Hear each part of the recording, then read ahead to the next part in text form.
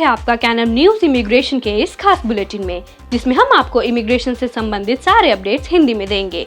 लेकिन इससे पहले हमारे चैनल को सब्सक्राइब करें, बेल आइकॉन पर क्लिक करें और अगर आप खबरों को डिटेल में पढ़ना चाहते हैं तो हमारी वेबसाइट www.canamnews.com के इमिग्रेशन सेक्शन में विजिट करके सारी जानकारी ले सकते हैं।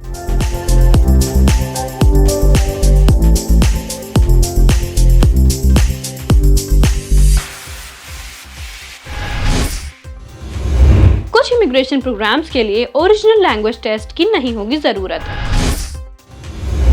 सस्काचुआन ने नए पीएनपी ड्रॉ में 502 इमिग्रेशन कैंडिडेट्स को आमंत्रित किया।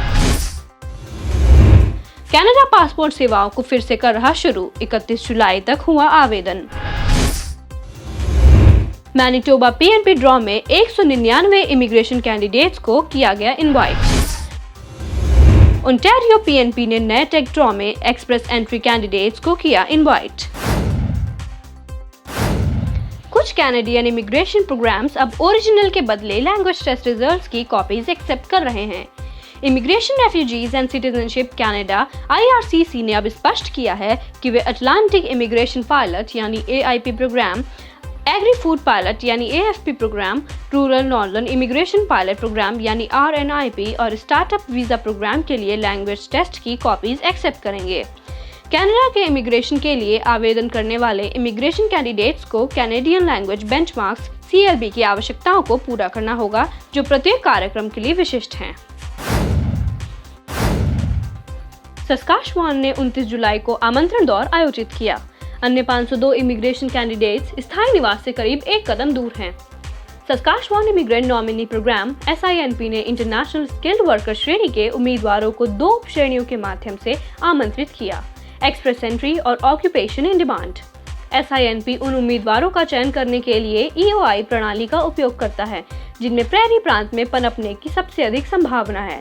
उम्मीदवारों को अपने वर्क एक्सपीरियंस, एजुकेशन, भाषा की क्षमता, उम्र और प्रांत के कनेक्शन के प्रदर्शन के द्वारा सस्काचुआन में एक जीवन के निर्माण के लिए अपनी कमिटमेंट का प्रदर्शन करने की आवश्यकता है। SINP उम्मीदवारों का आकलन करने के लिए इन 5 कारकों का उपयोग करता है और उन्हें international skilled worker score rating grid पर 100 में से 1 अंक देता है। हाईएस्ट स्कोरिंग कैंडिडेट्स को तब सस्काचुआन से एक प्रोविंशियल नॉमिनेशन के लिए आवेदन करने के लिए निमंत्रण जारी किया जाता है। 29 जुलाई के ड्रॉ में आवश्यक मिनिमम स्कोर दोनों सब कैटेगरीज के लिए 70 था। कैनेडियन जिनको पासपोर्ट की तत्काल आवश्यकता है, वे एक बार फिर से मेल द्वारा 31 जुलाई तक आवेदन कर सकते थे। यदि कैनेडियन 30 दिनों से कम समय के लिए यात्रा कर रहे हैं या उन्हें तत्काल पासपोर्ट की आवश्यकता है, तो वे अब व्यक्तिगत रूप से अपॉइंटमेंट की रिक्वेस्ट कर सकते हैं। यदि कैनेडियन लोगों के पास यात्रा की योजना नहीं है, तो ऑफिशियल मीडिया रिलीज में पासपोर्ट के लिए आवेदन करने से पहले इंतजार करने की सिफारिश की गई है। सरकार को उम्मीद है कि पासपोर्ट की अधिक मांग और कर्मचारियों और कैनेडियन लोगों की सुरक्षा के लिए लागू सुरक्षा उपायों के कारण प्रोसेसिंग में देरी हो सकती है। कनाडा ने सिंप्लीफाइड रिन्यूअल प्रोसेस को भी आगे बढ़ाया है, जो लोगों को अपनी नागरिकता के दस्तावेजों और गारंटर की घोषणा के बिना अपने पासपोर्ट को रिन्यू करने के लिए आवेदन करने की अनुमति देता है। जिन लोगों के पासपोर्ट 1 फरवरी 2019 को या उसके बाद समाप्त हो गए थे, वे अब केवल 1 के बजाय समाप्ति की तारीख के बाद 2 साल के भीतर सिंप्लीफाइड प्रोसेस का उपयोग कर सकते हैं। मैनिटोबा ने 31 जुलाई को अपना 95वां प्रोविंशियल नॉमिनी प्रोग्राम यानी PNP ड्रॉ रखा। Manitoba provincial nominee programme MPNP ने इमिग्रेशन कैंडिडेट्स को आवेदन करने के लिए LAAs को कुल 199 पत्र जारी किए। LAAs कनाडा में स्थायी निवास के लिए प्रांतीय नामांकन के लिए आवेदन करने के लिए इमिग्रेशन कैंडिडेट्स के लिए निमंत्रण है। मैनिटोबा ने 3 इमिग्रेशन स्ट्रीम्स के तहत निमंत्रण जारी किए, जिसमें स्किल्ड वर्कर्स इन मैनिटोबा के लिए 157, स्किल्ड वर्कर्स ओवरसीज के लिए 21, इंटरनेशनल एजुकेशन स्ट्रीम के लिए 21। इस ड्रॉ में जारी किए गए 199 LAA में से 15 को फेडरल एक्सप्रेस एंट्री सिस्टम में प्रोफाइल वाले कैंडिडेट्स को दिया गया। मैनिटोबा ने अब तक 2020 में 2833 इमिग्रेशन कैंडिडेट्स को LAA जारी किया है।